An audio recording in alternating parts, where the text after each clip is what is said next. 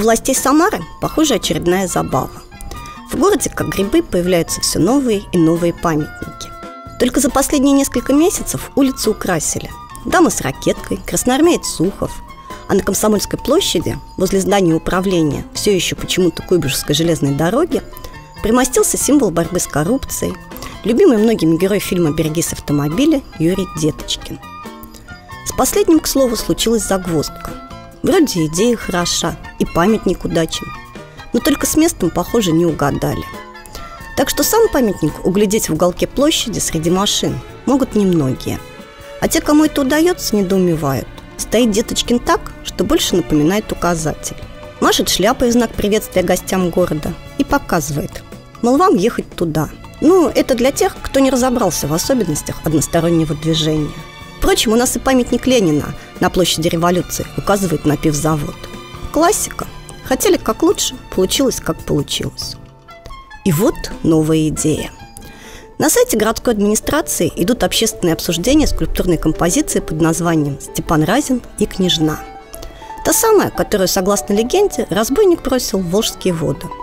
О чем потом сложили любимую многими, кроме феминисток, конечно, песню. Если верить релизу на сайте администрации, именно эта музыкальная композиция свидетельствует о том, что, цитирую дословно, «Народ понял метущуюся душу Разина, поставленную перед нелегким выбором, друзья-сподвижники или любимая женщина, и нашел в себе силы во имя большого дела принести в жертву любовь». В общем, получается, княжна утонула практически за идею, а не из-за мужских амбиций. И остается только надеяться, что современные патриоты, пусть даже во имя большого дела и несмотря на памятник, обойдутся меньшими жертвами. Впрочем, все три проекта идилличны, и Стенька, и княжна запечатлены на них в минуты недолгого, но счастья. И у композиции, по местной традиции, есть шанс стать излюбленным местом для свадебных фотосессий. Но есть и недовольные этой идеей, те, кто ворчит. Памятники Сухову и Разину, конечно, хорошо, но вот почему бы не увековечить память Засекина или Алабина, Аксакова в крайнем случае? Люди вроде бы достойные, а у нас памятников достойным людям по пальцам можно пересчитать.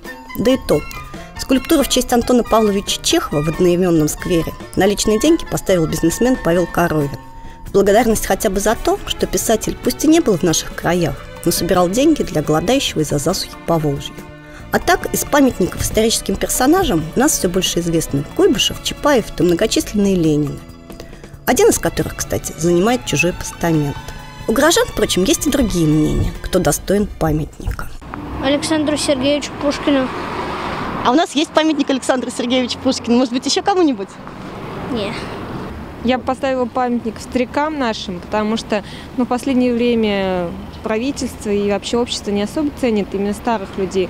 Хотя благодаря им, в общем-то, и та земля, по которой мы ходим, и вот старому человеку может быть какая-то лавочка, милая бабулечка. Мне кажется, молодое поколение тогда больше обращало внимание благодаря таким каким-то моментам. Из медицины к какому-нибудь врачу болеем все, лечат неплохо, поэтому, мне кажется, хороший врач достоин внимания.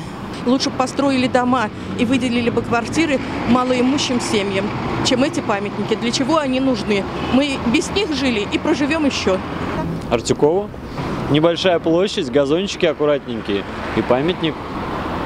Благодаря нашему, так сказать, Артюкому у нас дороги идеальные.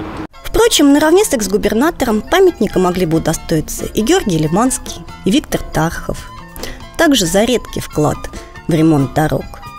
Близок к этому и Дмитрий Азаров. Но он хоть памятники ставит. И не себе, а городу.